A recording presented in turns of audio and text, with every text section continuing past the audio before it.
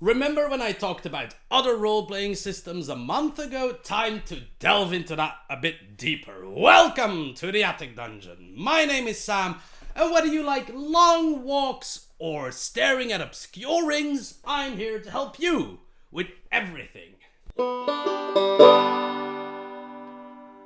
How lovely you're still watching me even as I'm delving into obscure new territory that is not Dungeons and Dragons. Kudos to you. I'll give you a like, but I'll love it even more if you give me one, or a subscription, or a lovely little helpful comment down below. Anyway, enjoy today's delve in another book. So about, I think a month ago, maybe a month and a half, I did the video on what I've learned from other role-playing systems. And one of the questions that I got on Facebook was somebody asking me, oh, look, you talk about a few systems, you seem to know a few. We're looking for a system that answers to these criteria. We like this, we dislike that, and so on and so on. Obviously, me, together with a friend of mine, gave the person a suggestion of which I still think it's a good suggestion. But I'm not a walking library of role-playing systems, obviously. I don't know every system. I don't know the criteria of what every system presents to the table. Well, that set me to thinking that actually maybe I should delve a bit deeper into some of the systems that I do know, or at least some of the systems that I like. What I'm going to do, for starters, is talk about a few systems, only one today, obviously, and highlight why your table might like this system or why they might dislike it, because that's equally important. In general, my advice is simple. If you think a system would be suited for your table, run a one shot, maybe 2 or 3, and decide on whether you want to invest time in this game, more time into this game, or not. But I thought maybe I can help people out by actually highlighting some of the large and smaller points of certain role-playing systems. I'm obviously beginning my journey with the One Ring 2nd edition, and that has multiple reasons. This is a system I've been eager to work around for quite a while. I enjoy it immensely, and I want to talk about it. There you go. So boohoo, I have a YouTube channel on which I can dump whatever I want, so I'm going to talk about it, whether you like it or not. Too bad for me if you decide to quit on that account. If you don't, however, don't hesitate to leave me a like, a subscription, a comment down below. You know, the usual stuff. Look at how I just squeezed that into my usual talk effortlessly. I'm so proud of myself. So, yes, no. Today we're going to talk about the One Ring and why your table might like or dislike the system. I'm planning to do videos like this for other systems as well. Going to make you a little bit of a limited role-playing game system catalog / library from which you can choose. Might be that for the One Ring I do a few more in-depth how-to videos or whatever, because I really think it's a system that is quite on the opposite spectrum of a lot of what Dungeons and Dragons offers in certain ways, and that they complement each other really well. But for today, we're talking about the One Ring 2nd edition. What is the One Ring role-playing game? It's obviously the latest role-playing game set in the Tolkien universe. So that is everything connected to Hobbits, Lords of the Rings, the Silmarillion, what have you. It's all mixed in there somewhere. There's a few others. Obviously, there's a 1st edition, and there was Middle-earth roleplay a long time ago. But the One Ring has made it more accessible. I'm not going to say that it has the same accessibility as 5e does, but it has come a long way. It's a really accessible system that allows for flavorful role-playing sessions, adventures, combats, what have you. Now, I'm going to go over a list of why I think this system deserves a place on your table, but I'll also add a few reasons why you might want to steer clear of it if this or that is not your thing. I'll start with the first thing, which is the least important part, but whenever some new material comes out for this game, I'm so happy because the visual design of the books is just mwah. It is delicious. The art is very, maybe a bit gritty and brownish, but very apt for the survival atmosphere that the One Ring wants to present, and the full color pages are just glorious. If I'm not mistaken, not this year, but last year, maybe 2 years ago, I think 2 years ago, when the One Ring came out, the second edition, they won Best Visual Design. There's something where role-playing games win awards. I remember that Thirsty Sword Lesbians won the award for Best Role-Playing Game, and the One Ring won the one for Best Visual Design. So there is that. It's a treat to go through those books every time and time again. Now, obviously, why would you like the One Ring? You're a Tolkien fan. You like Frodo, Sam, other hobbits, Gimli the dwarf, Gloin the dwarf, your own elf, Elrond, what have you. If you like to immerse yourself in the lore of Tolkien, this is going to be an excellent game for you to do so, because the books are very rich in lore, which can be supplemented with everything that you know. In the introduction of the player handbook, so to speak, of the core book, I think they literally say, I'm going to put myself in a bit more of a comfortable position to talk. They literally say, look, it might be a good idea to review the works of Tolkien while writing your stuff. That's like, oh, could you go through these large piles of books and pages and lores and appendices before you do something? But they also clearly state that you don't need to do this.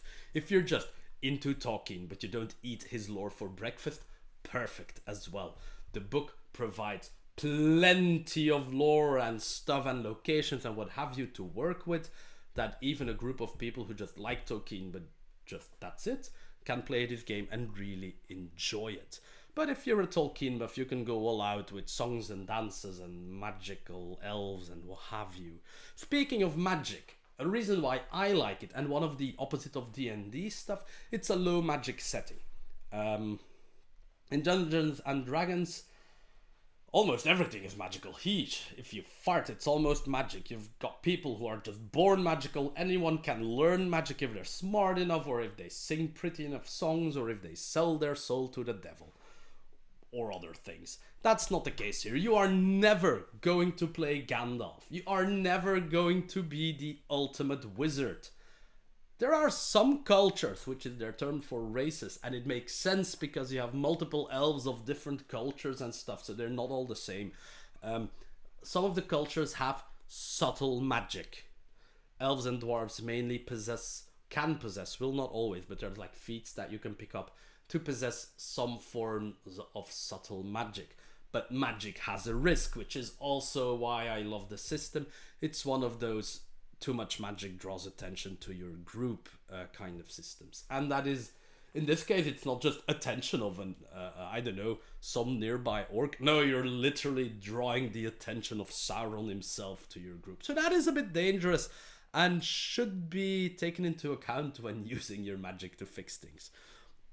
And if you have magic, it's never going to be like game breaking. As I said, subtle, small magic. Make something nudge a bit left or right. Something magically succeeds where others would have failed, like subtle stuff. So dwarves can lock things, open things, stuff like that. I mean, it's subtle and I like it. An important thing I like about this system and others, your ability scores. I'm going to use Dungeons and Dragons terms because that's easier for people who know, because everybody who watches this channel, I think, knows D&D. So I'll be using D&D terms on top of actual 2e lores, 2e rules for the One Ring. So ability scores don't define everything. If you are incredibly not charismatic in 5e, you're going to have a difficult time becoming competent in conversation.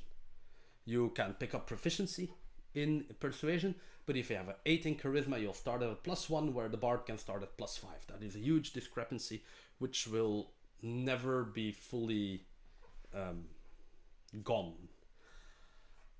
In the One Ring, obviously having a high score makes it easier to perform certain tasks, but your skills are leveled completely independent of that.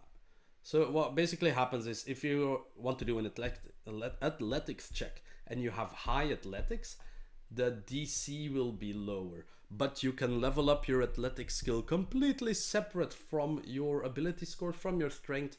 so that you will be easily able to overcome set DC. You can invest extra effort in your skills, which in the end you cannot. You can only be proficient, not proficient, and pump up your ability score. Here you can always pick a skill that you want and level it up. Obviously you have something like proficiency, but that's independent of your levels in the skill. You can be proficient in the skills, and then you have 0 to 6 levels in the skill, and that makes all the difference really. That can easily overcome your shitty strength score by investing enough in skills. And I like that because it allows for a lot more creative builds. You don't have to be glib and smooth every time.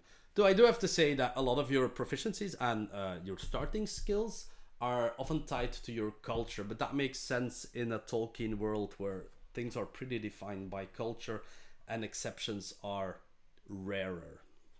But it works. I love the fact that I can have a high strength dwarf that still manages to draw out a good conversation. That is wonderful. There is a very important, worked out, and it works travel system. Obviously, in the books, the movies, travel is huge. The entire movie of Lord of the Rings is about traveling from the Shire to Mordor. There's only like 20 minutes that they actually spend on location in Mount Doom, yeeting the ring into the lava. But the rest of the year that they've been gone, they've been traveling and waging some war here and there for some of them, but Sam and Frodo is mainly traveling. So traveling has to be a large part of the game, and it is. And it allows for wonderful sceneries, flavorful encounters along the road, and also added danger. Jesus, you can end your travel, you can arrive at wherever you have to be, and already be like half fatigued, which is their equivalent of hit points, so half dead basically. It means something, and unlike in 5e where you can just recover with a long rest whenever you basically like during travel, that does not happen in the One Ring. You can rest on the road, sure, but you don't recover as well on the road as you would in Bree or Rivendell or Mitchell Delving, what have you. So travel is important. It can be a decent part of the session, and I love narrating travel bits together with my players. Actually, I'm trying to hand out more of those bits because you kind of roll on tables to see what's happening, who has to roll, and what the outcome is, and then you narrate the story. But once everything has been set, you can just give it to a player and tell, okay, what's happening, and that's really cool because the lines have been set. The general idea of the One Ring is that you fight for what is good, very explicitly. There's a system that punishes crime, torture, theft, lying against good people. So this really is, you do what is good for the good of it. You're a heroic hero. That doesn't mean you cannot be like Boromir and slip from the path and then recover and have some heroic death or whatever. Sure, you can slip from the path very easily. There's a shadow point system with flaws and everything for that. But the idea is that you try to do good. So this is a really good game, how to say this delicately, to get rid of murder hobos. There's very little murder hoboing in the One Ring because you're the good guys.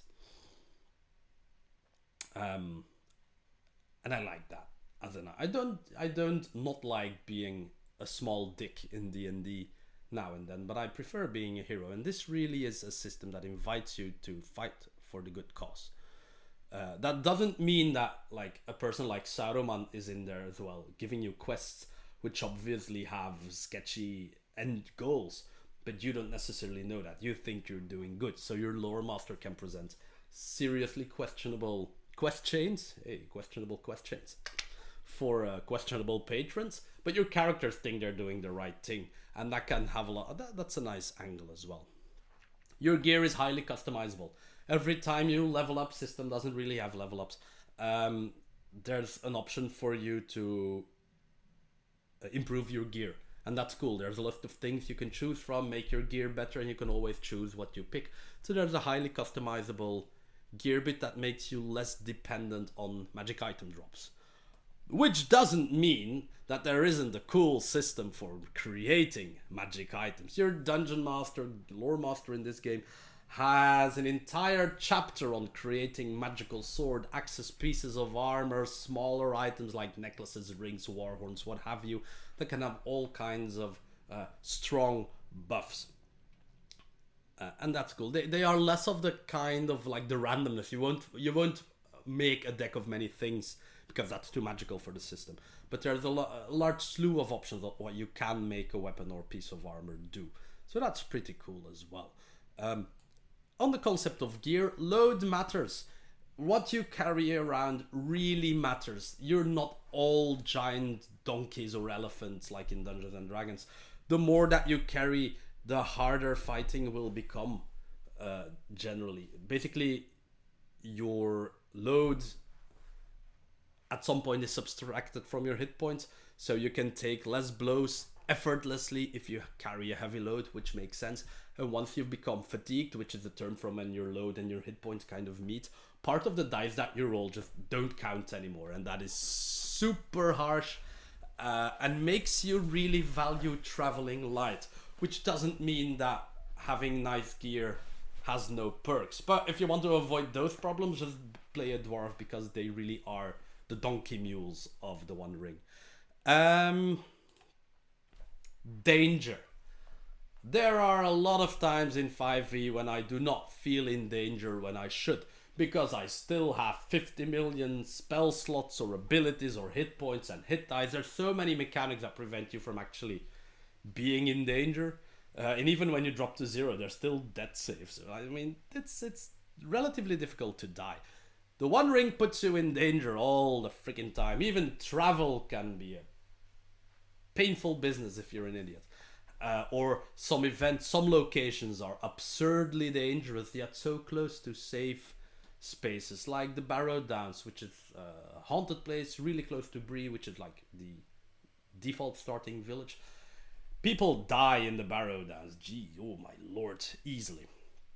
Combat is also more lethal. Why? It's quicker, I think, because there's no grid or whatever. Combat is quicker. It's all theater of the mind.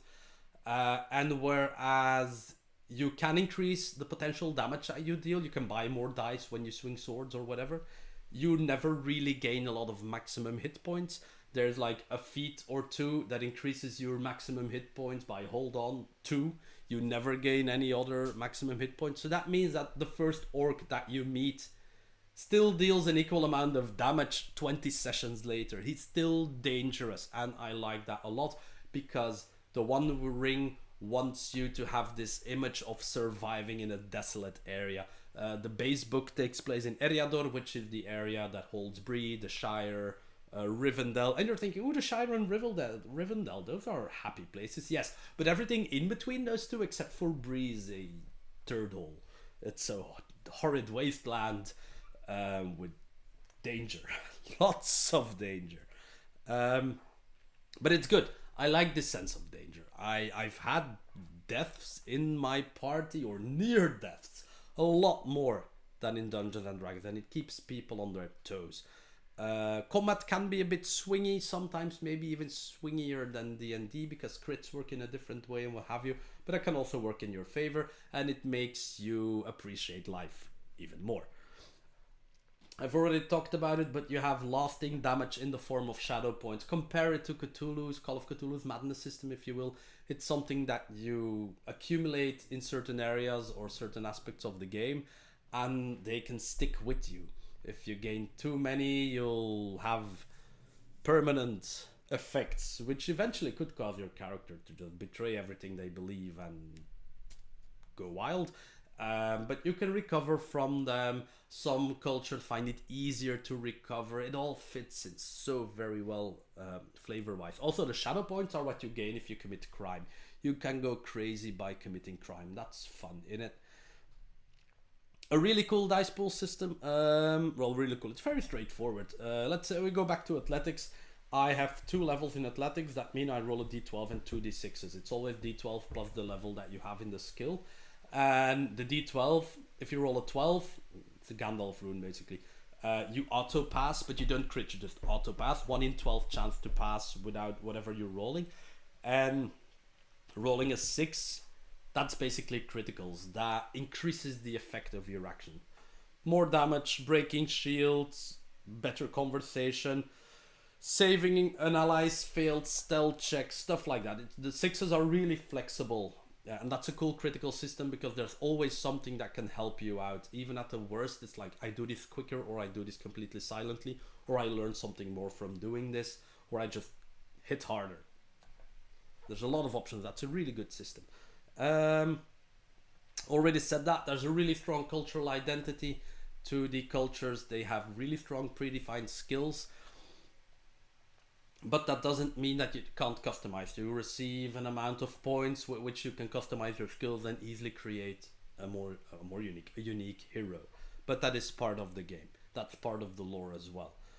And it is full theater of the mind. Not everybody likes that. I quite do. It also increases the tempo of the game. There's no maps to set up, no enemies to place you. Combat is also designed on this principle. You basically just say, oh, I'll go to that one, I'll go to that one, I'll go to that one. If there's any orcs left, I can decide, okay, I'll go and punch you in the face or shoot an arrow. The system is designed about being theater of the mind, and that makes it easier. Now, those are all the things why I like the game. Not all of them, there's even more, but you know, time is limited. And I'm a bit sick as well, in case you haven't heard, so I try to keep it concise today. You're not going to want to play this game if, and there's nothing wrong with if this is what you're looking for. I'll talk about a system that indulges this bit for you later on. If you're looking for heavy, strategized combat with a million options, that's not going to be the One Ring. There are options in combat. How deep you go lean into recklessness, for example. Every level of recklessness, so to speak, has a secondary action that you can do. You can pick up feats and the like that give you more options, but you'll never have 36 spell slots worth of options. You'll never have 17 maneuvers, stuff like that. There's options, but it's not super expansive. It's not a game about constant dungeon crawls. It's a game about traveling, solving problems. There can be dungeons, don't worry. There's always a derelict dwarven mine with ghosts and ice creatures waiting for you, don't worry. But it's not called One Ring dungeons, you know. There's a lot of surface dwelling problem solving stuff as well, but this also allows you to have a bit more diplomacy oriented stuff, because I think I forgot to say that, but there's a decently made social system. There's a social encounter system that actually works for me, which helps a lot because D&D keeps that in the middle. D&D keeps everything that isn't combat in the middle. So, you're not going to like this if you want heavy strategized combat, if you expect constant dungeon crawls, if you are murder hobos, and I think that's important to note, if like all of your friends are huge Tolkien buffs and you might feel out of place because they go in too deep. You'll figure that out. At the table that I run this game, it's a bit of a mixed crew. There's some people who are really into the lore, and some people who are more on the surface. I rage somewhere in between, and I run the table. But like, as with D&D, have a good feel for your group. I think that is the easiest to overcome obstacle. But if the others want to talk about elven books for 4 hours every month, and you would like to go and kill an orc, talk about your expectations, do a session 0 like for any other game. As I said, the main reasons you might not like this one is because the dungeon delving and combat works completely different than for Dungeons and Dragons. If not, if these three options, these three downsides don't chase you away, I highly advise you to at least play the starter sets, where you're all a bunch of innocent hobbits, innocent hobbits. And if you like that, buy the core book, get going. There's a Moria expansion coming out soon, which has me all happy, joy. If you have played the game, do not hesitate to leave me a comment down below telling me about your experiences, why you like the game, why you dislike the game, why you think people should or should not play it. And if all goes well, I'm going to let my voice rest a bit now for today, and I'll see you all again in 2 weeks in the Attic Dungeon.